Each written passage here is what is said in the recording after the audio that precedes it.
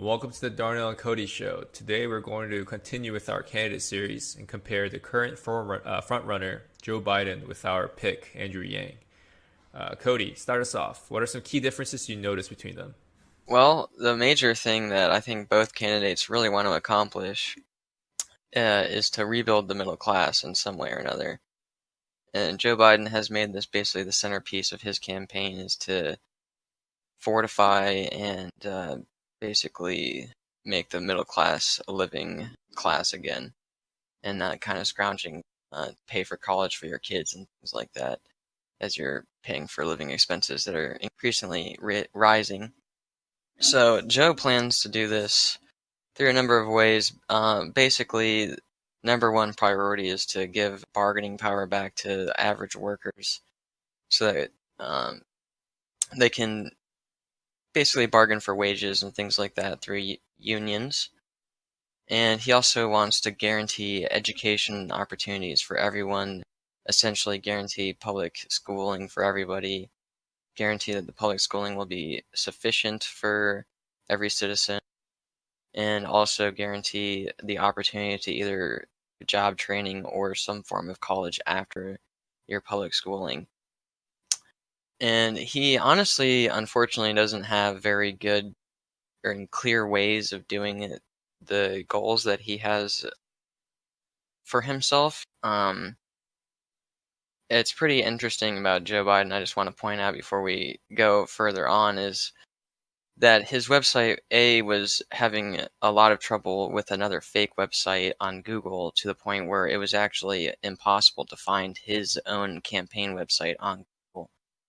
And after we were finally able to find it, when they fixed that issue, his website is not very good at laying out what his plans are. So we had to do a bit more research than we would like to have had to do. And he basically has absolutely no substance on any of his plans on his website. And trying to find out what his real plan for guaranteeing education that's good for everybody, as well as guaranteeing the fact that unions aren't going to collapse and that they're going to actually strengthen.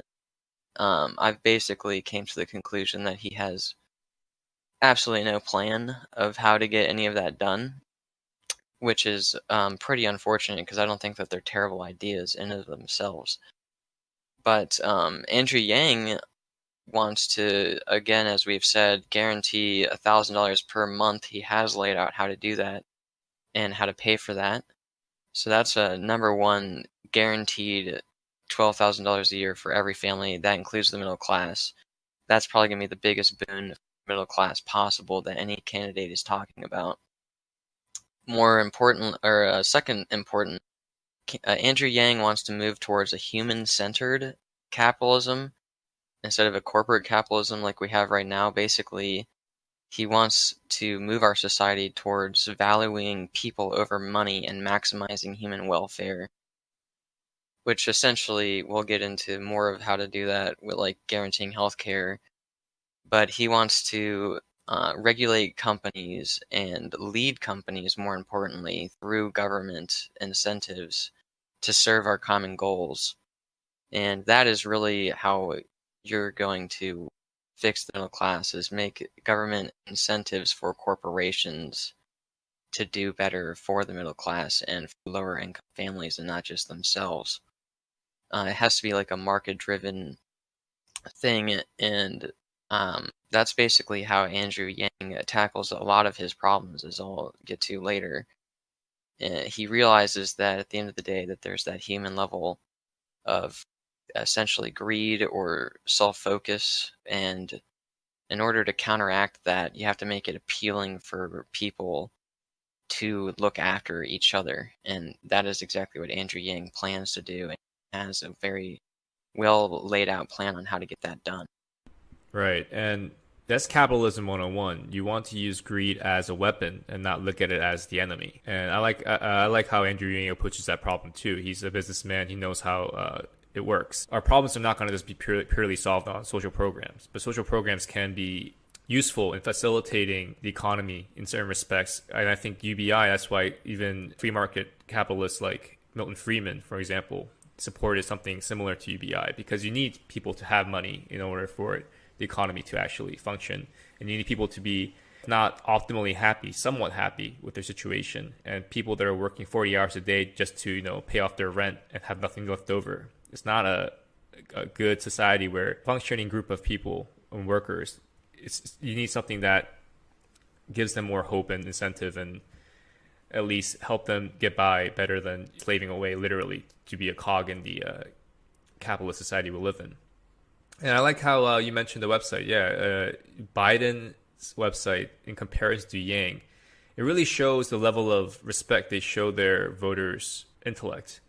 I feel like Biden it's pretty offensive to a serious voter who's looking at Joe Biden and saying, let's vote for Joe Biden. Well, before I bite the bullet, so to speak, let's see what he believes in. Let's see what his policies are. Let's see what he wants to do and get done. All you really see are just buzzwords, empty promises, a typical, very almost stereotypical vision of a caricature of a politician.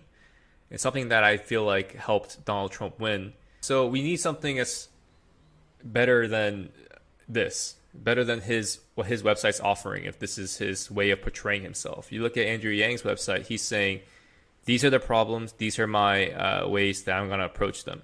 And don't get me wrong, I'm not saying Andrew Yang's site is perfect or anything, but it has substance. It has offers and ideas of solving these problems.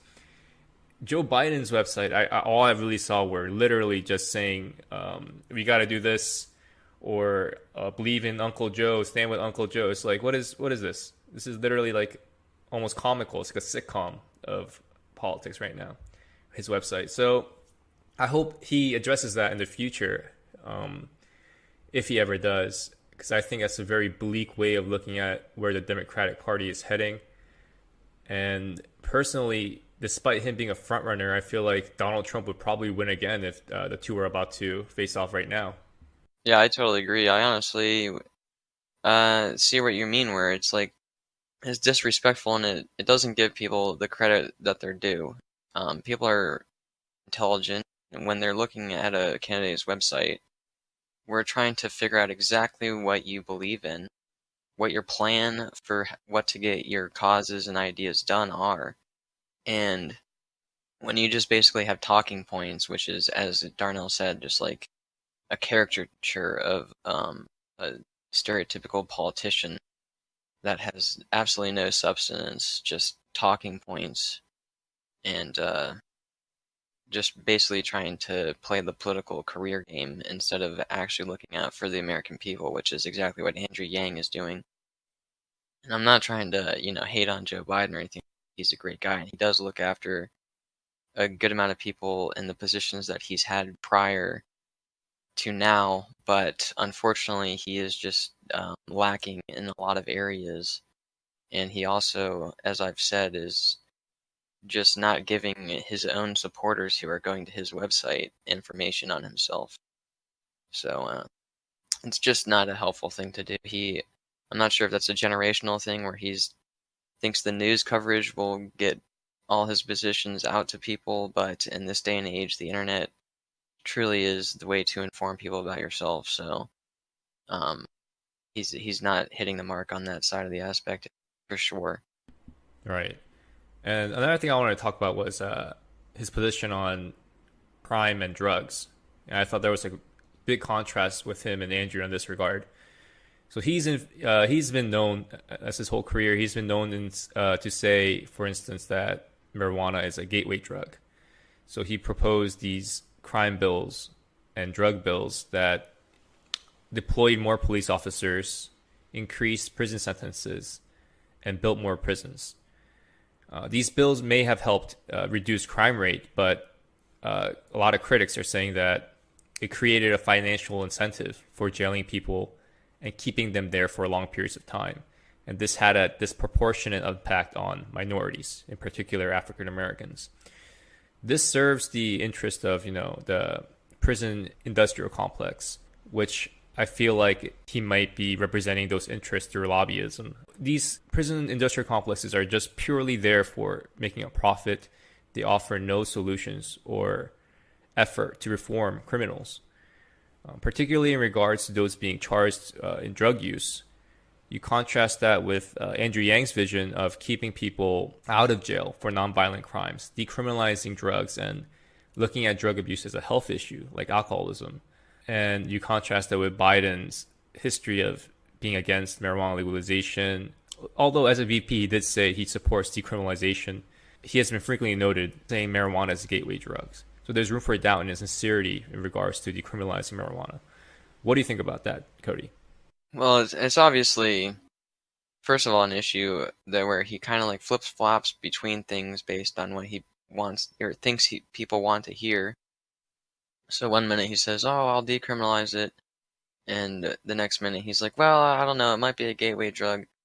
So it's kind of that behavior is precisely what the American people dislike about Congress in general, people that are career politicians, as people who just basically change their vote based on how lobbyism is working for or against them, or how they feel that the voters want to respond to something. They need to actually have positions that they uphold, and they have to have their own values.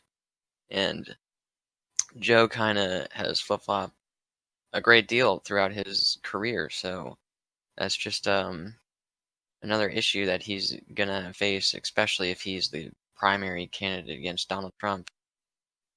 And it's obviously, you know, I'm a strong supporter of legalization and as well as trying to get people out of prison because, as you said, the prison industrial complex is essentially 100% for profit. They're trying to incentivize people to stay in prison longer.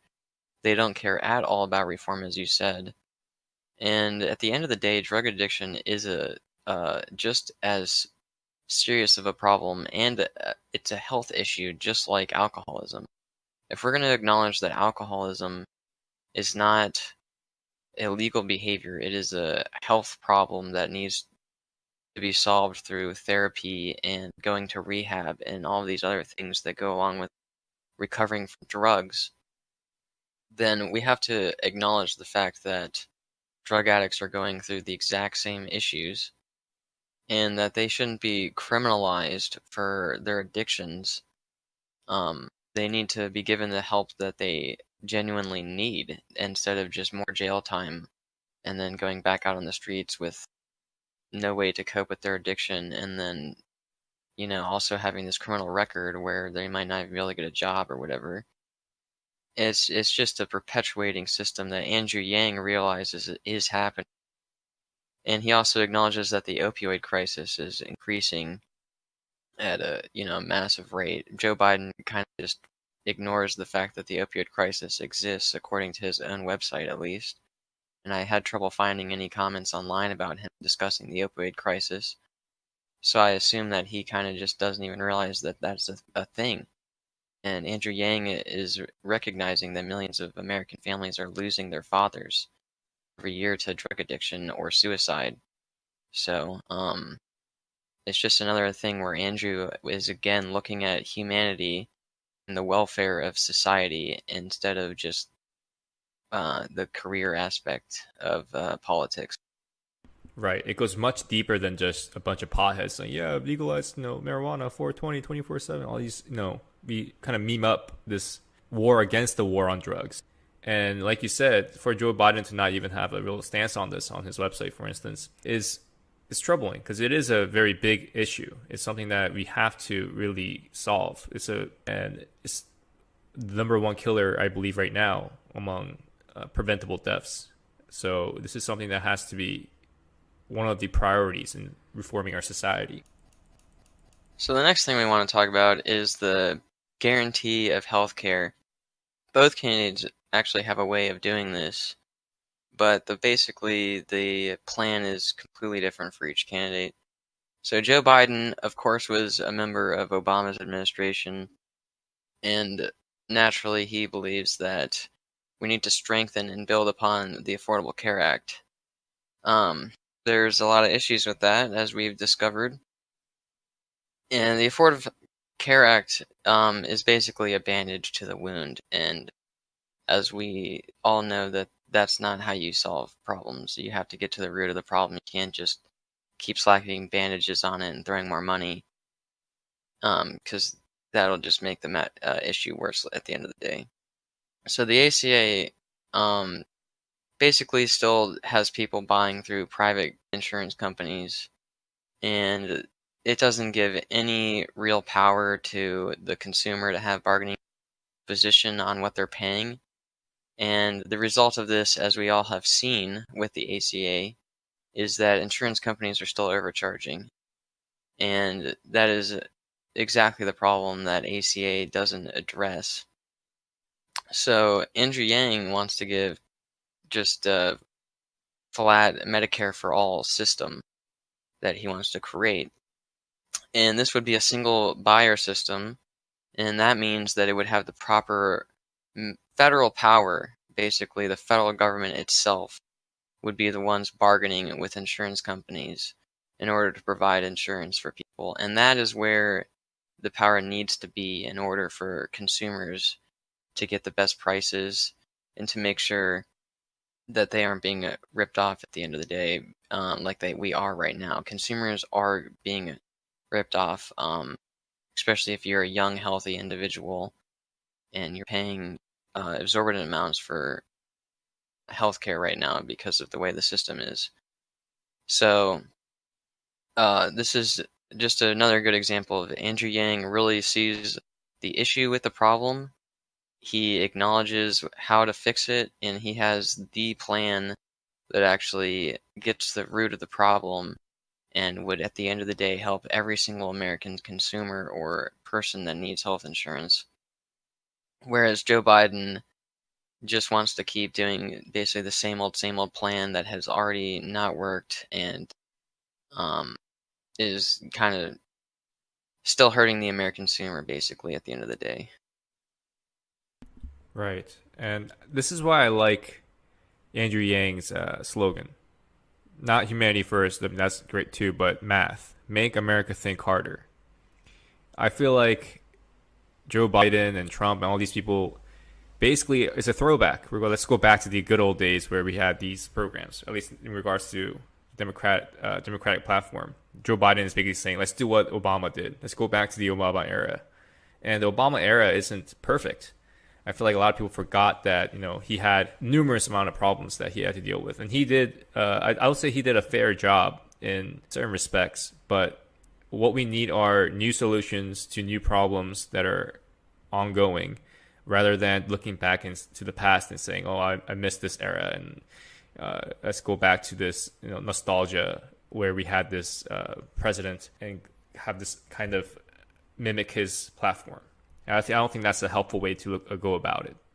The next thing I wanted to talk about was free college and the Green New Deal. So basically, Biden also wants free colleges and universities for all. And he supports the acts of the Green New Deal, just like Bernie Sanders. And we talked about this and why this isn't a great idea, especially in comparison to UBI. But to go into it briefly again, it will be just too costly for America. It has too many inherent flaws. To reiterate, free college doesn't mean that there'll be jobs for graduates in the relatable field that they study in. The reason for why college costing so much isn't addressed or solved by merely taking or making it free. The taxpayer will still have to pay for an overly expensive tuition cost. And college isn't for everyone, and not all will benefit from it equally or in any measure. Some people might even suffer from it. Andrew Yang wants to tackle why college is so expensive to begin with, cutting federal funding if schools do not reform their insane administrative salaries. And I don't see this with any other candidates. I don't really see this with Biden. I don't think he offers a solution in this regard. He offers a consolation to the problem. So we have to look at what we have right now and look at what's the best way to go about the problems we're facing today. And I feel like Yang is the only one that's really addressing the problems we're facing, as opposed to catering to public opinion and just resorting to populism. The Green New Deal is likewise extremely cost ineffective, and while its intentions are good, it's simply infeasible in application.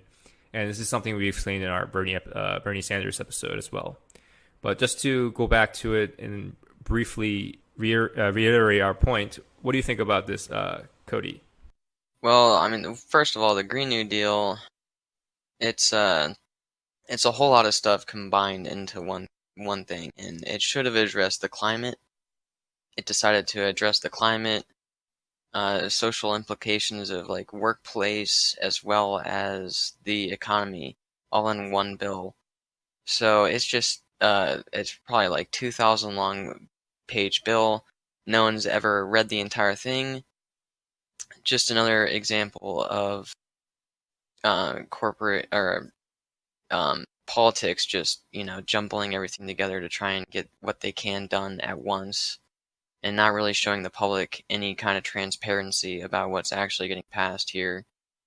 It's kind of why I really like Andrew's position where he won't sign anything that isn't less than, I think, 5 pages or 10 pages, something like that, because people need to understand what's happening. And when you just have 1,000 or 100-page long bills, 1,000-page long bills, it's getting ridiculous to expect that people are going to read this before they vote on it. It's not realistic. But to expand on that even more, um, the Green New Deal, it guarantees jobs, it guarantees college, like you said. It's just way too expensive, and Andrew Yang has a much better way of fixing that. That's kind of goes into the rebuilding of the middle class issue as well. But about the climate change in particular, um, the Green New Deal doesn't talk about nuclear energy at all, which is actually one of the safest ways to get renewable energy. Every single incident that's ever happened with a nuclear meltdown has been preventable, and the only thing that would be required is high regulations on nuclear energy power plants, which is common sense if you're something like that in our country. And that's exactly what Yang supports. He supports the fact that nuclear energy is renewable, and he also isn't afraid of regulating corporations to make sure that they do what's responsible. So his plan is to regulate fossil fuel in our country, basically invest in renewable energy, including nuclear power. And more importantly, he has a way of addressing this through the market, which is, again, the smartest way to go about any problem because we're a capitalist society, so the market is what drives things. So he wants to implement something called the carbon fee and dividend, which is market focused. Basically, depending on the amount of carbon that your corporation's facility uses, you will either get fined or you will actually get government rebate. And that will allow people to actually invest in renewable resources because they're getting this government money as long as they don't overpass a certain quota, and then they can keep moving towards another direction that's benefiting everybody, including themselves, because of this government incentive. So Joe Biden kind of just, on his website, he addresses the fact that clean water is an issue, and he wants to fix that. He doesn't really describe how he wants to fix that. And then he wants to ensure clean air, free of pollutants. Again, he has absolutely no substance to this position on his website. And the Green New Deal addresses this issue, so he's signed along with it. But I feel like he probably doesn't even understand what the Green New Deal is entirely because of the lack of information on his website. It doesn't even say that he supports the Green New Deal, first of all. At least I didn't see that on his climate change page. And second of all, he basically just says what are problems, and then he doesn't say how to fix them. So the last thing that I want to talk about, which I do feel is a very important issue, and both candidates actually are pretty aligned on this issue, and I was a little bit surprised by the fact that Joe Biden was on board, and that is to end the big donos from corporations to campaign financing. The Supreme Court decided in favor of a 5-4 decision that corporations were allowed to basically do whatever they wanted in terms of influence campaigns. Prior to that, there was a federal law that was in place that said something along the lines of you weren't allowed to broadcast something that was a political narrative or political campaign advertisement, anything like that, and within 60 days of a public election, as long as it was being broadcast to, I believe, 25,000 people. It's something along those lines. And this ruling basically totally threw that law out, declaring it unconstitutional, and that basically gave corporations free game. And it was called Citizens United because of this organization that was conservative run, was planning on releasing a movie about Hillary Clinton within 30 days of the primary election against her and Donald Trump, basically about the email leaks and stuff like that. And they were allowed to release this movie because of the ruling that happened, which threw the federal law out. So Andrew and Joe Biden realized the danger of this.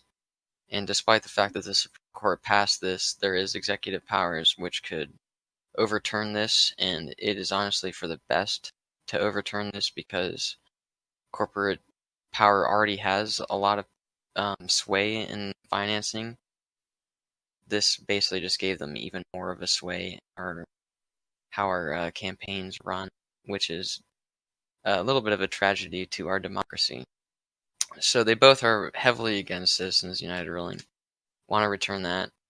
And they also both want to create a public financing system to allow it to be much easier for people to basically individually fund a campaign and allow people the transparency to see what's going on with each person's campaign financing, who's donating to where, see what elected officials are actually doing while they're elected. Both candidates are in support of that as well. So I was actually very surprised that Biden, being a career politician, was in favor of these things because honestly, he seemed like a guy who is getting lobbying money. He definitely is getting lobbying money. That is a recordable fact. But he seems to be actually against, people swaying his vote, which is, I honestly think that says something about his integrity. Even if he's getting this money, he doesn't really like the fact that it's swaying his positions the way it is. He's been seeing it happen for a while, so he's against it happening. And of course, he's just a cog in the wheel at the end of the day when it comes to him getting money and him voting for where the money is going. But at least he's acknowledging the problem and wants to fix it. And he actually does seem to have a plan to fix it. This was the only issue where I found him to be very descriptive on how he wants to go about fixing this issue and what his actual goals are here. So that was a credit to him in his one paragraph statement on his website that actually described what his goals were. Right. And I think where he wins out with Andrew Yang is his experience as a senator and as a vice president. It's incomparable. Those two, his tenure as a politician is something that is formidable as a presidential candidate. And I might not like his policy decisions during his regime, so to speak, but I can't deny that, it's an impressive resume as far as, experience goes as a politician. So, but this also begs the question of if we really do want another politician for president. Perhaps we do, given what Donald Trump did as a non-traditional candidate. But if we look at Andrew Yang's experience as a businessman that created jobs in the interest of the public, forming nonprofit organizations to help and train young people, as opposed to a man that inherited his fortune from his parents, I think we're looking.